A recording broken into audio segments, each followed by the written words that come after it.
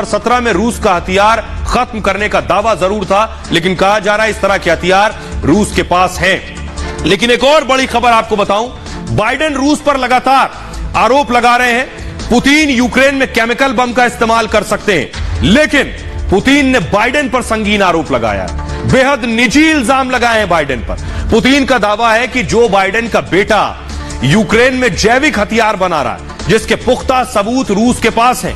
Putin के बड़े खुलासे के बाद अब जो बाइडेन खुद कटघरे में। दरअसल आपको बताऊं, पुतिन ने यह आरोप बाइडेन के बेटे हंटर बाइडेन पर लगाए हैं। 52 साल के हंटर बाइडेन कई बार विवादों में फंस चुके हैं। बाइडेन के बहुत नजदीकी करीबी सुपुत्रों में हैं, उनके कई बेटे हैं। मीडिया रिपोर्ट्स के मुताबिक आपको बताऊं, हंटर बाइडेन कॉलेज के जमाने से विवादों में रहे। कॉलेज के दौर में तो ये ड्रग्स लिया करते थे, इनका सैकड़ों लड़कियों से संबंध रहे। इस तरह की आरोप भी हंटर पर लगे। आपको बताऊं, जो बाइडेन के दूसरे बेटे हैं हंटर, पेशे से निवेशक हैं। हंटर बाइडेन नशे के आरोप में सेना से बेदखल हुए हैं। लैपटॉप में बहुत सी खुफिया जानकारी इनकी मिल चुकी है। लैपटॉप में व्हाइट हाउस की जानकारी थी। हंटर पर टैक्स घोटाले का भी आरोप लग चुका है। यूक्रेन में बायोलैब की फंडिंग का आरोप है और हंटर की कंपनी पर फंडिंग का आरोप रूस ने मीडिया से साझा किए हैं दस्तावेज। यूक्रेन में 14 जगहों पर लैब होने का दावा है। यूक्रेन में 30 लैब मिलने का दावा है। अमेरिका ने रूस के आरोपों को खारिज किया है। रूस पर हथियार इस्तेमाल के बहाने का आरोप लगाया है। अगर सोचिए, अगर रूस के इन आरोपों में जरा भी सच्चाई है तो यूक्रेन का यह युद्ध दुनिया की तबाही का कारण बन सकता है। और इसे समझने के लिए हमें जैविक हथियार और इससे मचने वाली तबाही को समझना होगा। जैविक हथियार से इंसानों को संक्रमित किया जा सकता है और जिसका इस्तेमाल 14वीं शताब्दी से शुरू हुआ था। आपको बताऊं, बैक्टीरिया, वायरस से इंसानों पर निशाना साधा जाता है।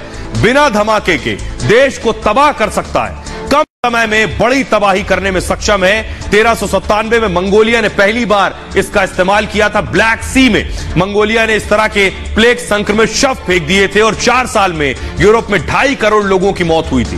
पहले विश्व युद्ध में जर्मनी ने भी इसका इस्तेमाल किया था। दुश्मन के घोड़े में मवेशियों को संक्रमित किया था और 17 देशों के पास इस तरह के जैविक हथियार हैं। बहरहाल, और अब बात करते हैं मोदी डिप्लोमेसी की। अब तक की तस्वीरें, पिक्चर चेंज, विजुअल चेंज करेंगे। अब तक की तस्वीरों से साफ है कि रूस यूक्रेन युद्ध को लेकर दुनिया 2 अलग अलग खेमों में बंट गई है। लेकिन भारत तमाम दबावों के बावजूद अमेरिका के पाले में जाने को तैयार नहीं है, जिसका नतीजा यह है कि चीन भी मोदी की डिप्लोमेसी के आगे नतमस्तक नजर आ रहा है। चीन के विदेश मंत्री वांग यी 2 दिन के दौरे पर कल भारत पहुंचे।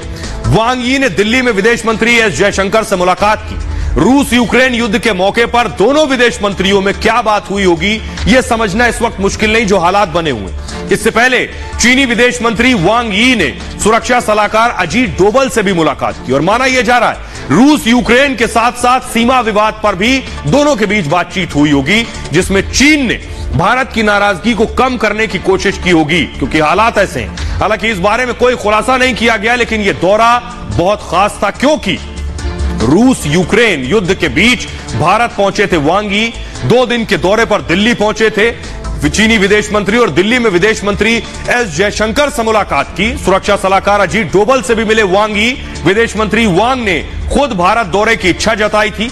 वांग यी की इच्छा को भारत ने स्वीकार कर लिया था। साथ ही साथ भारत के बाद अब आपको बताऊं, वांग यी यहां से